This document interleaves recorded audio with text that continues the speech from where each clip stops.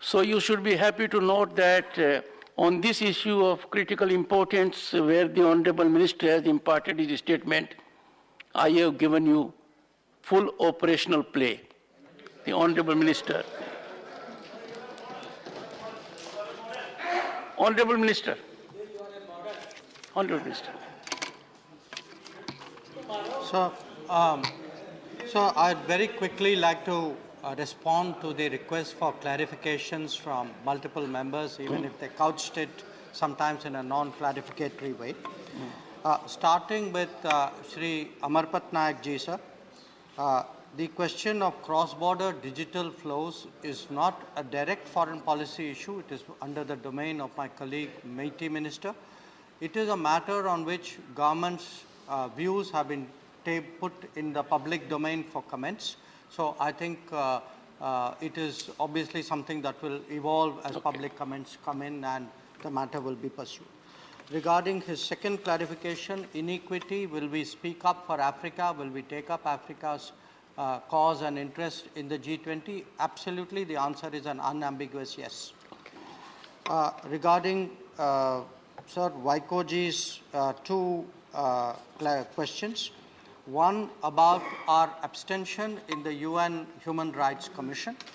This has been a long-standing position by India, keeping in mind what not just this government but its predecessor governments have also thought is the most constructive way of addressing and advancing the interests of the Tamil community in Sri Lanka.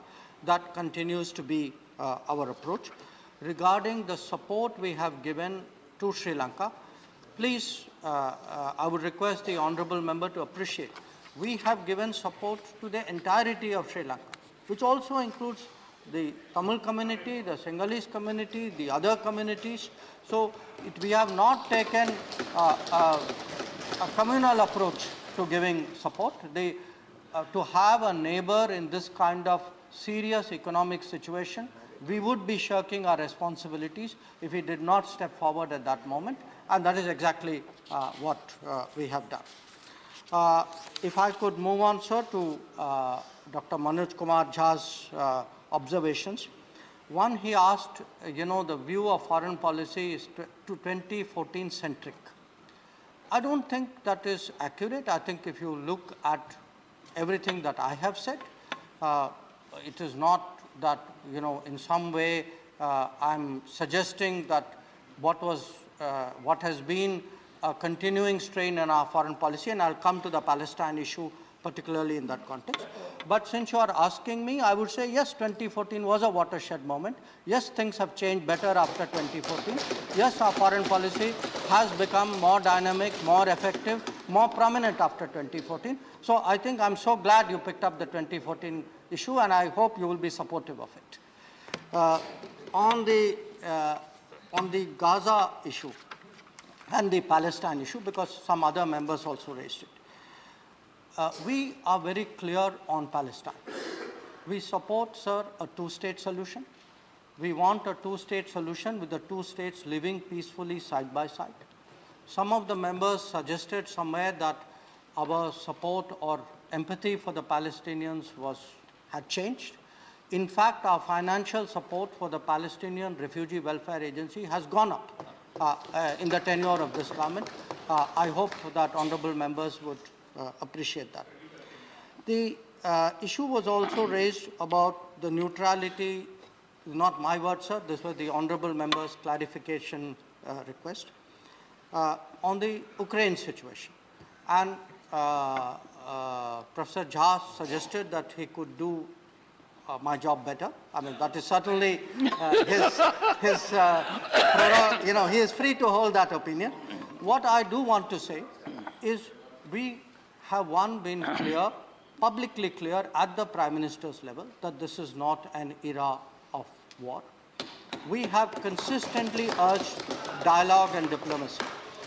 When it comes to the impact of the war on Indian people or in the rest of the world, we have also done the right things about that. We have taken measures to soften the impact, whether it is of fuel or whether it is of food inflation, whether it is of fertilizer costs. So if it is your contention that our position has been in putting the interests of the Indian public first, I plead guilty to it. Yes, I put the interests of the Indian public first. It is my duty to ensure that fuel, fertilizer, food, the Indian public does not pay the cost of some other country's actions or some other region's actions. I think that is the way, in my view at least, foreign policy should be conducted. If I could turn then, sir, to Mr. John Brittas's comments. One, the Palestine issue I have already addressed. The pressure from the West, I think I have addressed publicly. I have said again what I have just mentioned. I would like to clarify. We do not ask our companies to buy Russian oil. We ask our companies to buy oil. What is the best option that they can get? Now, it depends on what the market throws up. If tomorrow the market gives us more competitive options, again, please do understand, it's not just we buy oil from one country. We buy oil from multiple sources. But it is sensible policy to go where we get the best deal in the interest of the Indian people. And that is exactly what we are trying to do.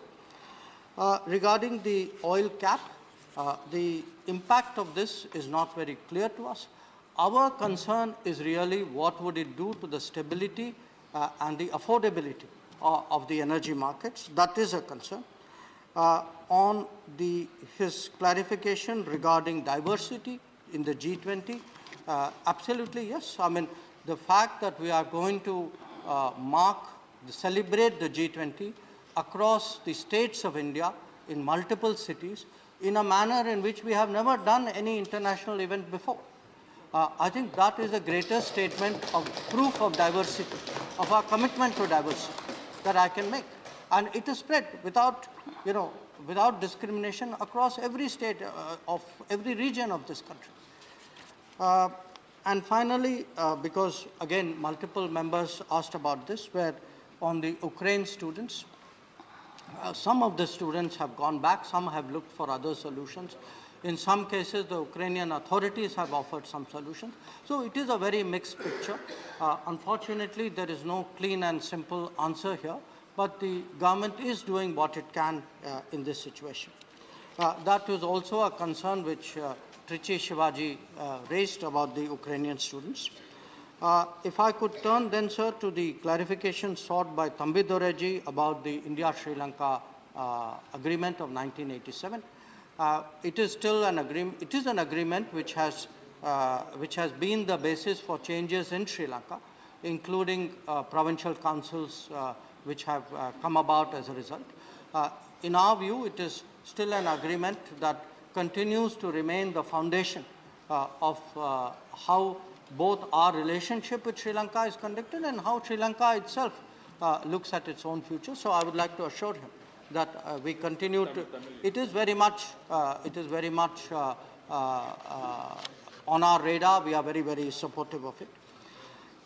Then, sir, if I could turn to the clarification sought by Sri Sujit Kumarji. This is a very sensitive case. I'm referring to the detention of some of our ex-servicemen in Qatar. I can only say, because their interests are foremost in our minds, I can only assure him we have been seized of the matter. Our ambassador, senior officials have been in continuous touch with the Qatari government on this. Our effort is obviously to ensure that they are not treated unfairly and that the sooner we can bring them back home. So I assure you that they are very much, very strongly in our priorities in respect of Qatar, and it is something that we will be pursuing. Regarding Shri Pramod Tiwariji's clarification request on China, and I think Nazir Hussain ji also brought up the same issue. Diplomatically, we have been very clear. We have been very clear with the Chinese that we will not tolerate, we will not countenance attempts to unilaterally change the line of actual control, and that So long as they continue to seek to do that, and if they have built up forces which in our minds constitute a serious concern in the border areas, then our relationship is not normal. And the abnormality of that has been in evidence in the last few years. Meanwhile, the military commanders continue to engage each other, and I think given the sensitivity of that matter, it is something which is left to the military commanders to deal with, and I think the House should be understanding of the national sensitivity of such a delicate matter. Regarding Binay Vishwamji's issue, I think the Palestinian issue I have addressed, the Ukrainian issue I have addressed, but I think two members, sir, had concerns about the South Asia University. He did and Nazir Hussain ji did. I would like to assure the members, we would like obviously to not see this kind of situation. But the South Asian University is not under the direct jurisdiction of the Government of India or the Ministry of External Affairs. It is something which is run by a collection of countries, and part of the problem is that some of the countries have not made the payments which they were required to do for the university. So the university is going through a period of very severe financial stress. Now, beyond that, there are issues of management and academic freedom for the university, because it is an international university. It is not the policy of the Government of India to interfere in the workings of an international university. But we will, whatever influence and counsel we can give them to sort out any problems in an amicable and non-stressful way, certainly we would do that. On the issue of agenda of G20, yes, women-led development would certainly be high among our priorities, as will be a set of sustainability issues, including, as my own statement said, lifestyle for environment. I think it's not, again, my direct subject. My colleague Bhupender Yadav ji will bear out that at COP27, what we are doing in environment is, I think, today increasingly recognized. I had the privilege, along with him, to be with the Prime Minister at COP26 as well. So I think we should look really at today at how the world sees our contributions and progress when it comes to climate action and climate justice. So I would not take the very pessimistic view which the honourable member has done. Regarding General Wats's point about study visas, we are very concerned that a number of countries, for reasons which have to do with finance and their processes, have slowed down issue of visas. We have taken up with many of these countries. I myself have done at the ministerial level with the US, with the UK. Yesterday I did it with Germany. In many cases our intervention has led to an improvement.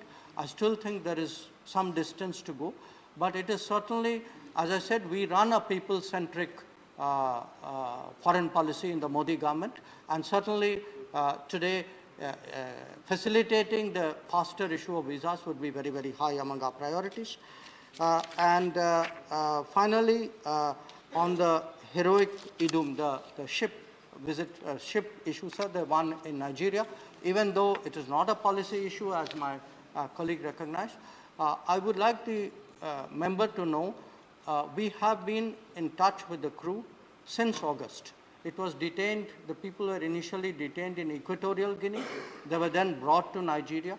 They are facing charges in court. There are a number of charges, including oil smuggling against them. We have given them consular support. Our High Commissioner has gone to see them. It is again our endeavor to ensure that they are not unjustly treated, that they have full access to all recourse of law, and that they have the ability to communicate with their family. The last question, the loss of jobs. How many Indians are there abroad? Our estimate is that there are 3.2 crore persons of Indian origin and Indian nationals living abroad. But regarding their job loss figures during the COVID, that is not something, because the data is not maintained by Government of India, so I cannot honestly answer the question.